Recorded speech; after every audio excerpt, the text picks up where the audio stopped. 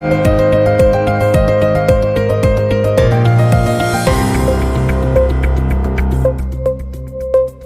সময়ের মধ্যে নির্বাচন দিয়ে জনগণের অধিকার ফিরিয়ে দেওয়ার আহ্বান জানিয়েছেন বিএনপির স্থায়ী কমিটির সদস্য অধ্যাপক ডাক্তার AZM জাহিদ হোসেন।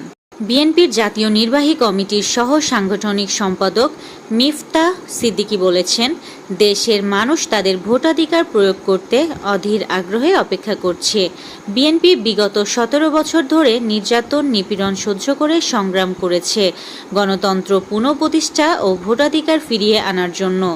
খুলনায় সেনাবাহিনী ও পুলিশের যৌথ অভিযানে 30 নম্বর ওয়ার্ড বিএনপি সভাপতি সালাউদ্দিন মোল্লা বুলবুল, ওয়ার্ড যুবদলের সাবেক আহ্বায়ক তহিদুর রহমান তহিদ সহ 4 জন গ্রেফতার হয়েছেন। ঝালকাঠির কাঠালিয়া উপজেলার ঐতিহ্যবাহী চিংড়াখালী মাধ্যমিক বিদ্যালয়ে চলছে ঝুঁকিপূর্ণ ভবনে পাঠদান। প্রতিদিন 350 জন শিক্ষার্থী ও 25 জন শিক্ষক জরাজীর্ণ ভবনে জীবনহানির আশঙ্কা নিয়ে ক্লাস করছেন। ফলে উৎকণ্ঠায় দিন কাটছে শিক্ষক, শিক্ষার্থী ও অভিভাবকদের। ময়মনসিংহের ফুলপুর ও তারকানন্দায় পৃথক দুটি ভয়াবহ সড়ক দুর্ঘটনায় 11 জন নিহত হয়েছেন এবং আহত হয়েছেন অন্তত 18 জন। জুলাই আন্দোলন কেন্দ্রিক রাজধানী যাত্রাবাড়ি থানাধীন এলাকায় শাহিনুর বেগম নামে এক নারী হত্যা মামলায় গ্রেফতার সাবেক অতিরিক্ত আইজিপি ইকবাল বাহারকে কারাগারে পাঠানোর আদেশ দিয়েছেন আদালত। ইরানের পারমাণবিক কর্মসূচি নিয়ে নিজ দেশের গোয়েন্দা তথ্যকে ভুল বললেন মার্কিন প্রেসিডেন্ট ডোনাল্ড ট্রাম্প। ইসরায়েলের উত্তরাঞ্চলের বন্দর নগরী হাইফায় ইরানের হামলায় 33 জন আহত হয়েছে।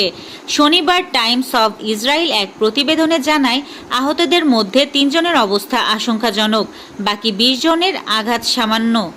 সামনের মাসে বয়স 41 হতে যাচ্ছে, কিন্তু তার পারফরমেন্সে এর কোনো ছাপ পড়েনি। আন্তর্জাতিক ক্রিকেট ছাড়লেও ফ্রাঞ্চাইজি লিগগুলো খেলে বেড়াচ্ছেন বিশ্বজুড়ে। বাংলাদেশ শ্রীলঙ্কা প্রথম টেস্টে জয় পরাজয় ছাপিয়ে ড্রয়ের সম্ভাবনায় ছিল প্রবল। শেষ দিনে অবশ্য বৃষ্টি এসে বদলে দিয়েছিল ম্যাচের চিত্র। জয়ের সম্ভাবনা দেখা দিয়েছিল দুই দলের সামনেই।